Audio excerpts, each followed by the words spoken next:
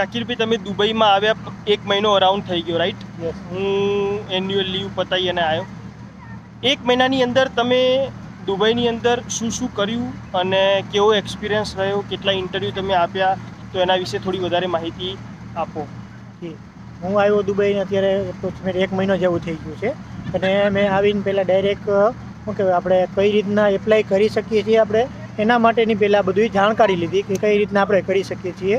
એક તો આપણે ઇન્ડીડની પ્રોફાઇલ બનાવવાની થશે ઇન્ડીડમાં, પછી લિંક્ડઇનમાં પ્રોફાઇલ બનાવવાની થશે. એના સિવાય પણ આપણે બધી જગ્યાએ ઓનલાઈન સર્ચ કરીને બધી હોસ્પિટલના કે ક્લિનિકના કે હોમ કેરના બધાના મેલ આઈડી સર્ચ કરવાના થશે અને એમાંથી મેલ આઈડી લઈ અને એમાં આપણે ડાયરેક્ટ મેલ કરવાના થશે, બરાબર. એના પરથી પછી એ લોકો આપણું ડાયરેક્ટ કોન્ટેક્ટ કરે છે, બરાબર. અને મેં અત્યાર સુધી અહીંયા આવ્યો એને મહિના દિવસ થઈ ગયો, પણ મેં 10 દિવસ સુધી આ બધી પ્રોસેસ કરી. 10 દિવસ પછી મને ડાયરેક્ટ કોલ આવવા માંડ્યા હતા, બધાના કોલ અને મેસેજ આવવા માંડ્યા કે તમારી પ્રોફાઇલ અમને મળેલી છે, એના માટે તમે ઇન્ટરવ્યૂ માટે ક્યારે આવી શકો છો, બરાબર. તો આપણે એને ટાઈમ અને ડેટ આપીએ છીએ. એ લોકો આપને બધી ઇન્ફોર્મેશન આપે છે કે ક્યાં જવાનું, કઈ રીતના, બરાબર. એ લોકો આપને લોકેશન ને બધું આપણું વોટ્સઅપ ઉપર શેર કરે છે, બરાબર. ત્યાં જઈને આપણે ઇન્ટરવ્યૂ આપવાનું થાય છે, બરાબર. અને મેં એપ્રોક્સિમેટ 4 થી 5 ઇન્ટરવ્યૂ આપ્યા છે, બરાબર. એમાંથી અત્યારે હું એક ઇન્ટરવ્યૂમાં સિલેક્ટ પણ થઈ ગયો છું અને અત્યારે મેં કંપની જોઈન પણ કરી લીધી છે, બરાબર.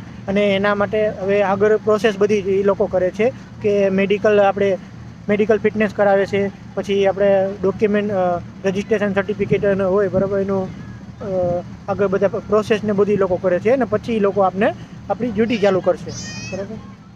તો મિત્રો, આપણે ખાલી પ્રોસેસ જ નહીં, પણ એની સાથે સાથે અહીંયા આવ્યા પછી અહીંથી તમને જોબ આસિસ્ટન્ટ્સ પણ મળશે કે કેવી રીતે તમે અહીંયા જોબ સર્ચ કરી શકો છો, શું પ્રોસેસ છે, રિઝ્યુમની અંદર શું શું એડ કરવું જોઈએ. એઝ પર દુબઈના લો પ્રમાણે તમારો પાસપોર્ટ નંબર હોવો જોઈએ, વિઝિટ વિઝાની એક્સપાયરી ડેટ હોવી જોઈએ.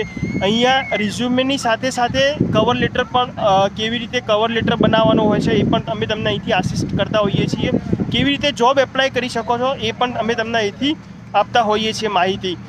જોબ 15 દિવસની અંદર જાકીરભાઈ, તમે 3-4 કંપનીની અંદર ઇન્ટરવ્યૂ આપ્યા, તો શું ઇન્ટરવ્યૂ એકદમ ટફ હોય છે કે બેસિક ક્વેશ્ચન પૂછતા હોય છે? શું જનરલી આપણા ગુજરાતીઓની એક નેગેટિવ પોઈન્ટ હોય છે કે એ લોકોને ઇંગ્લિશ નથી આવડતું હોતું, તો શું જે લોકોને ઇંગ્લિશ નથી આવડતું તો એમને તકલીફ પડી શકે દુબઈની અંદર આવીને?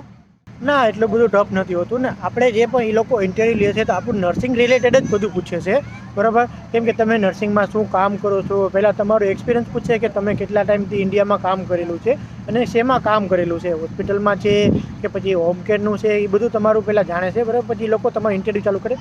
ઇન્ટરવ્યૂમાં બેઝિક પ્રશ્ન જ પૂછે, તમને નર્સિંગ રિલેટેડ જ આપણા પ્રશ્ન પૂછે છે. એટલે નર્સિંગ રિલેટેડ આપણે જે કામ કરેલું છે એ જ આપણે પૂછે છે, બરાબર. એ તો આપને આવડે જ છે એ બધું, ને આપણે આવડવું જ જોઈએ એટલું તો, બરાબર. ને આપણે ઇઝીલી ઇન્ટરવ્યૂ પાસ કરી શકીએ છીએ. એવું નથી કે ઇંગ્લિશમાં પૂછે છે તો ઇંગ્લિશમાં પણ એટલું બધું હાર્ડ નથી હોતું. આપણે અને થોડુંક આપણે મહેનત કરીએ તો બધું સક્સેસ થઈ જાય છે.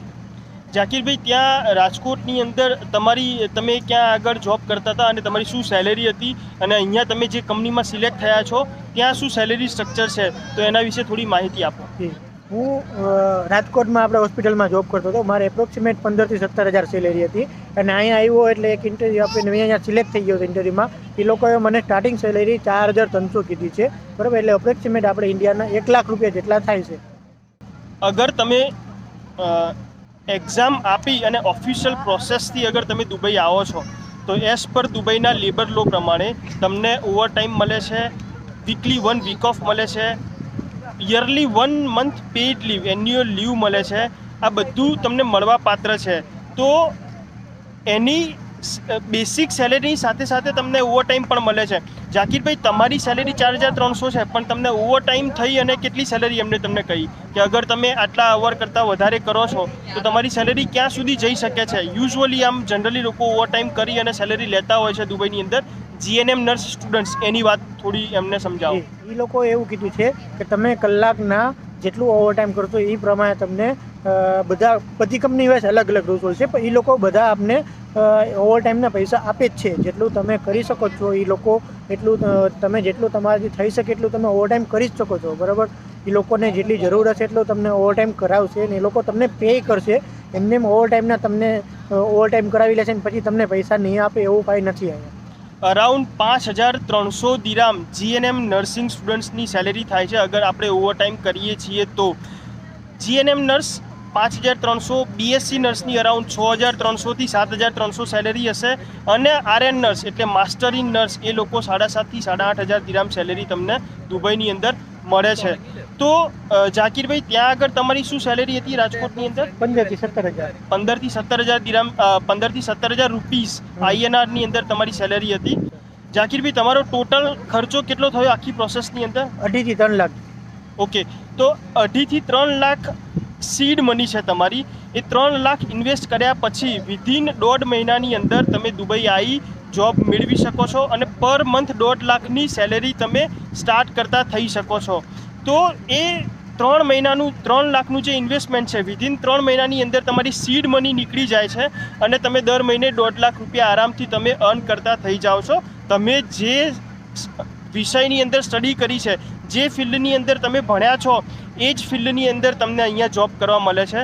તો શું એ યોગ્ય નથી? તમને વિધિન 2 થી 3 મહિનાની અંદર તમે જોબ સર્ચ કરી શકો છો અને તમને જોબ મળી જાય છે. ઝાકીરભાઈ, તમે 3 થી 4 કંપનીની અંદર ઇન્ટરવ્યૂ આપ્યા, તો તમને શું જાણવા મળ્યું? કઈ કઈ સ્ટેટના પોપ્યુલેશન છે ત્યાં આગળ, કઈ કઈ કન્ટ્રીના લોકો છે વધારે?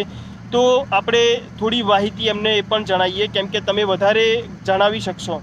જી, આપણે મેં ઇન્ટરવ્યૂ આપ્યા એટલે વધારે ખબર પડી કે આપણે સાઉથ સાઈડના કે કેરલા સાઈડના સ્ટાફ બહુ જ વધારે છે, બરાબર. કેમ કે એ લોકોને ઓપોર્ચ્યુનિટી સારી હોય છે, બરાબર. તો આપણે ગુજરાતીઓને ઓપોર્ચ્યુનિટી સારી જ હોય છે, બરાબર. તો આપણે ગુજરાતી થઈને શું કામે ના આવી શકીએ, બરાબર. કેમ કે આપણે બી કામ કરીએ જ છીએ, બરાબર. ગુજરાતી થઈને આપણે અહીંયા એ જ કામ કરવાનું છે જે એ લોકો કરે છે, બરાબર. તો આપણે બી ગુજરાતી થઈને એક મસ્ત આપણે અહીંયા જોબ કરી શકીએ છીએ, બરાબર. આપણે સારી ઇન્કમ કમાઈ શકીએ છીએ અહીંયા, તો શું કામે ના આવીએ? મિત્રો, ઝાકીરભાઈ પણ અહીંયા છે, હું પણ અહીંયા છું. તમારે કંઈ પણ ડાઉટ હોય, કોઈ પણ ક્વેશ્ચન હોય તો તમે અમને પૂછી શકો છો. અમે તમારી હેલ્પ કરીશું. બેફિકર થઈ જાઓ, તમને ક્યાંય તકલીફ નહીં પડે. વન સ્ટોપ સોલ્યુશન તમને મળશે. તમારી એક્ઝામ બુકિંગથી લઈ એક્ઝામની અંદર શું શું વાંચવાનું છે, શું પ્રિપેરેશન કરવાનું છે, એ તમને માહિતી આપીશું. એમને ક્રેશ કોર્સ પ્રોવાઈડ કરીશું. વાંચો, એક્ઝામ આપો, ડેટા ફ્લો કરો. અહીંયા આવો. અહીંયા આવ્યા પછી તમને કેવી રીતે રિઝ્યુમે કેવી રીતે બનાવવાનો, જોબ ફાઇન્ડ કેવી રીતે કરવાની, રહેવા જમવાની સગવડ અમે તમને કરી આપીશું. શું પ્રોબ્લેમ છે તમને બધી જ સગવડ તમને અહીંયા થઈ જશે. કોઈ ચિંતા ના કરશો. ફક્ત 2-2.5 મહિનાની અંદર તમે કમ્પ્લીટ કરી અને આવી શકો છો પ્રોસેસ. વધારે માહિતી માટે તમે નીચે આપેલા વોટ્સઅપ નંબર ઉપર મેસેજ કરી શકો છો અને ઇન્ક્વાયરી કરી શકો છો, અને તમે એનરોલ કરી શકો છો. Thank you.